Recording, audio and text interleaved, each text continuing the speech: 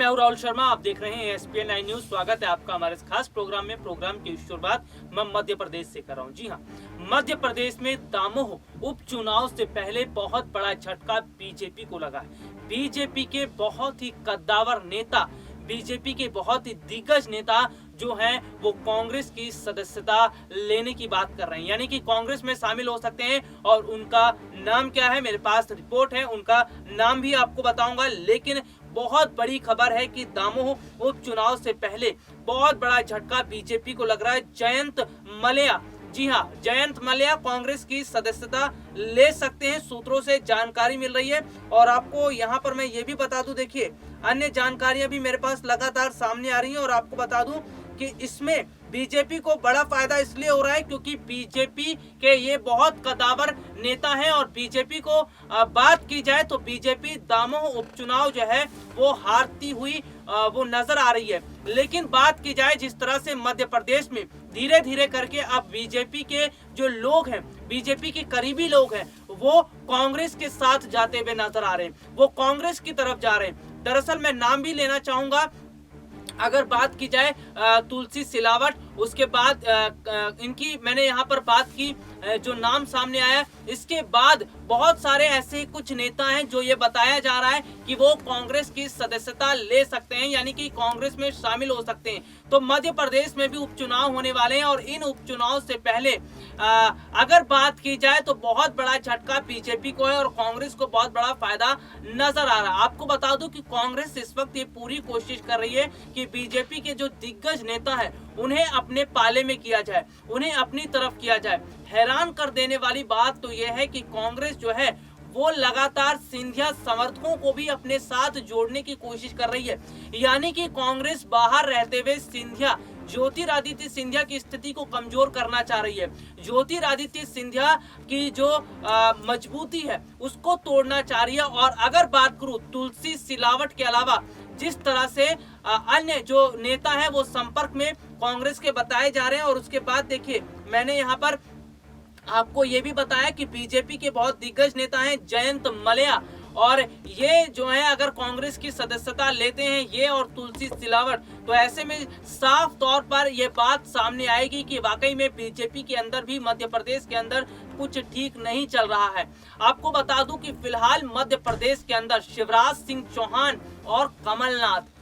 माफ कीजिएगा मैं यहाँ पर दिग्विजय सिंह बोलना चाह रहा था, दिग्विजय सिंह और कमलनाथ, जी हाँ, दिग्विजय सिंह और कमलनाथ बकायदा ये कोशिश कर रहे हैं कि सिंधिया समर्थकों को तोड़ा जाए, बीजेपी के दिग्गज नेताओं को तोड़ा जाए और बीजेपी के इन दिग्गज नेताओं को तोड़कर कांग्रेस में शामिल किया जाए। यानी आप समझिए कि कांग्रेस में एक बार फिर से जो है सत्ता बनाने की कोशिश, एक बार फिर से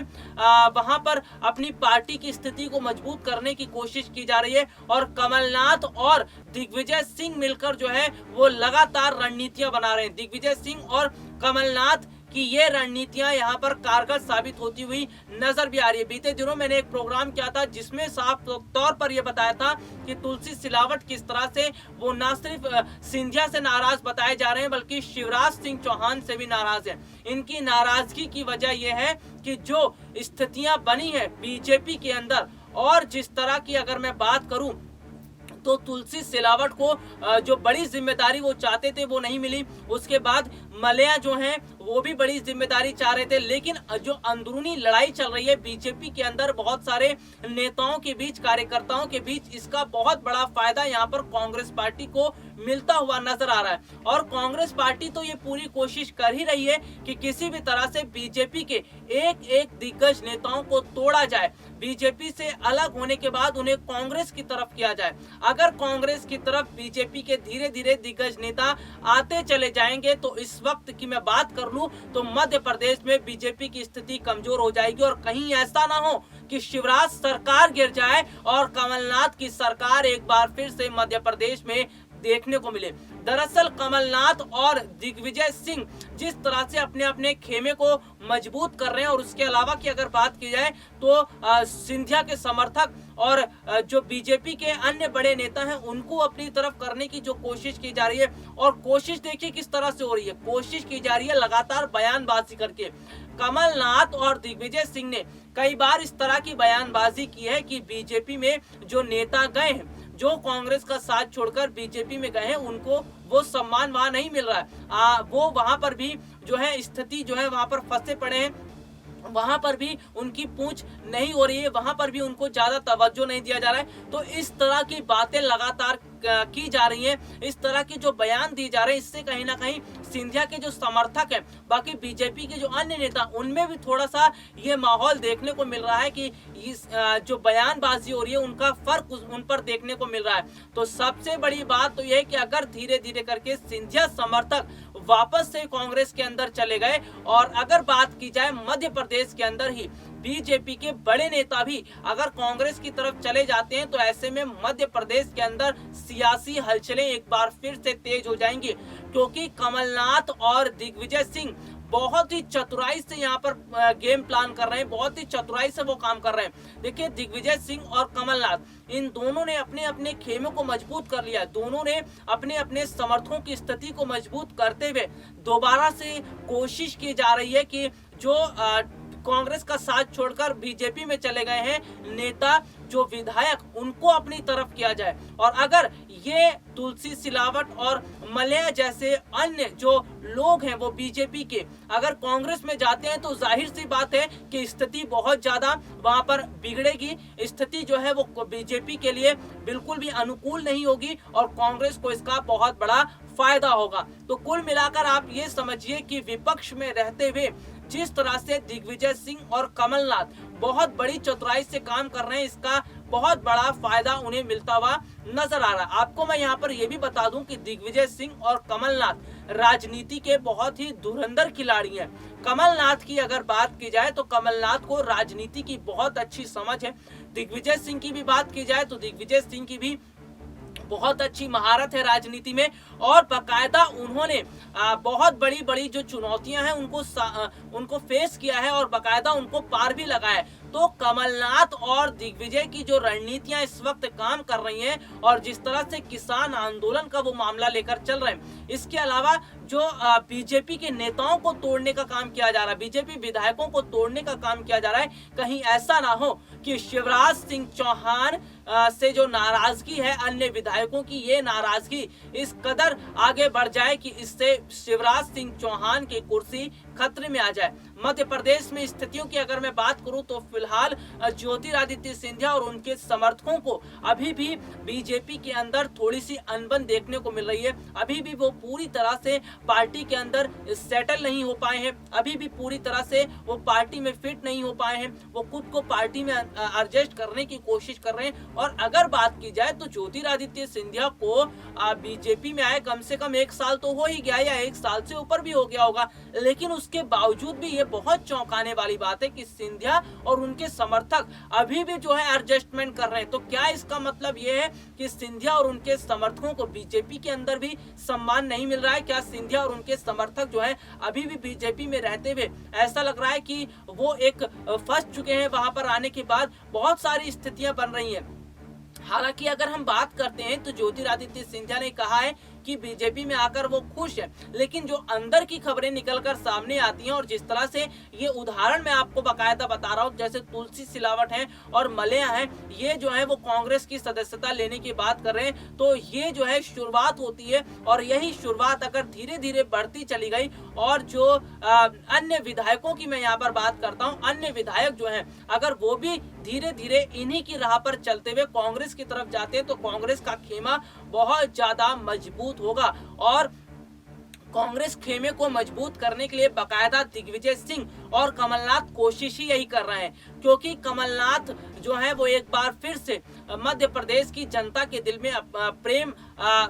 लाने की कोशिश कर रहे हैं। मध्य प्रदेश की जो जनता है उसका दिल जीतने की कोशिश कर रहे हैं और दिग्विजय सिंह बाकायदा रणनीतियां भी बना रहे हैं। तो जो बयानबाजियां की जा रही है सिंधिया समर्थकों को लेकर, बाकायदा सिंधिया को लेकर, बीजेपी के अन्य नेताओं को लेकर, इसका इशारा समझिए, इसका इशारा यह है कि वो बीजेपी के अन्य नेताओं को, विधायकों को तोड़ना चाहते हैं। सिंधिया के जो समर्थक हैं उन्हें अपनी तरफ खींचना चाहते हैं। सिंधिया की स्थिति अगर बीजेपी के अंदर मजबूत है तो उनके समर्थकों की वजह से। ये बात बहुत ज्यादा आपको ध्यान देने वाली है, क्योंकि अगर बहुत सारे जो दर्शक हैं उन्हें नहीं पता होगा तो हम यहाँ पर उन्हें बता भी देते हैं कि अगर सिंधिया की बात की जाए तो ज्योतिरादित्य सिंधिया के साथ उनके पीछे जो समर्थक खड़े हैं, उनके अपने जो विधायक खड़े, उनकी वजह से सिंधिया की स्थिति मजबूत है। लेकिन अगर यही विधायक धीरे धीरे करके सिंधिया का साथ छोड़ते चले गए तो बीजेपी के अंदर ज्योतिरादित्य सिंधिया की अहमियत बहुत ज्यादा कम हो जाएगी और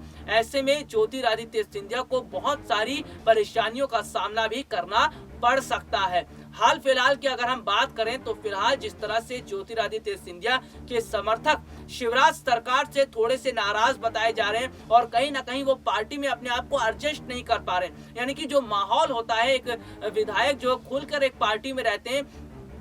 उस तरह से खुलकर नहीं रह पा रहे, उस तरह से खुलकर काम नहीं कर पा रहे। यानी कि साफ देखने को मिल रहा है कि मध्य प्रदेश में बीजेपी जो शिवराज सरकार है वो शिवराज जो है वहां के मुख्यमंत्री वो अपने समर्थकों के साथ अपनी स्थिति को मजबूत कर, देखिए वो मुख्यमंत्री हैं और ऐसे में जाहिर सी बात है कि शिवराज सिंह चौहान कभी भी सिंधिया और उनके समर्थकों की स्थिति को और ज्यादा मजबूत होने की बात नहीं करेंगे और वो और ज्यादा मजबूत भी नहीं होने देंगे। अगर ज्योतिरादित्य सिंधिया और उनके समर्थकों की स्थिति मध्य प्रदेश में बीजेपी के अंदर स्थिति उनकी मजबूत हुई तो इससे जो है शिवराज सरकार और उनके समर्थकों को परेशानी खड़ी हो जाएगी, उनके समर्थकों को जो है भारी प्रॉब्लम जो है फेस करना पड़ेगा। तो ऐसे में शिवराज सिंह चौहान की मैं बात करता हूं तो वो भी बहुत अच्छी राजनीति की समझ रखते हैं और मध्य प्रदेश के मुख्यमंत्री भी रह चुके हैं, अभी भी फिलहाल मुख्यमंत्री हैं। तो ऐसे में जाहिर सी बात है कि शिवराज सिंह चौहान भी ये नहीं चाहेंगे कि सिंधिया और उनके समर्थकों का राजनीतिक कद बीजेपी के अंदर बढ़े। सिंधिया और उनके समर्थकों का राजनीतिक कद बीजेपी के अंदर बढ़ेगा तो शिवराज सिंह चौहान की लोकप्रियता कम होगी, उनके समर्थकों की स्थितियां कमजोर पड़ेंगी। तो ऐसे में शिवराज सिंह चौहान मुख्यमंत्री रहते हुए बहुत चीजों का ध्यान रख रहे हैं और वो फिलहाल तो सिंधिया और उनके जो समर्थक हैं उन्हें अभी भी इस तरह का वहां पर महसूस करवाया जा रहा है पार्टी के अंदर कि वो लोग कांग्रेस पार्टी से आए हुए, ना कि वो बीजेपी के लोग हैं। तो कांग्रेस से बीजेपी में शामिल हुए इसलिए उन्हें अभी एडजस्टमेंट करना पड़ेगा, इसलिए अभी जो है उन्हें वहां पर माहौल में इस तरह से रहना पड़ेगा। लेकिन कहीं यही स्थिति ज्योतिरादित्य सिंधिया और शिवराज सिंह चौहान के लिए मुश्किलें खड़ी ना कर दे और धीरे धीरे करके जो विधायक हैं वो कांग्रेस की तरफ ना चले जाए। फिलहाल के लिए आज मुझे इजाजत दीजिए।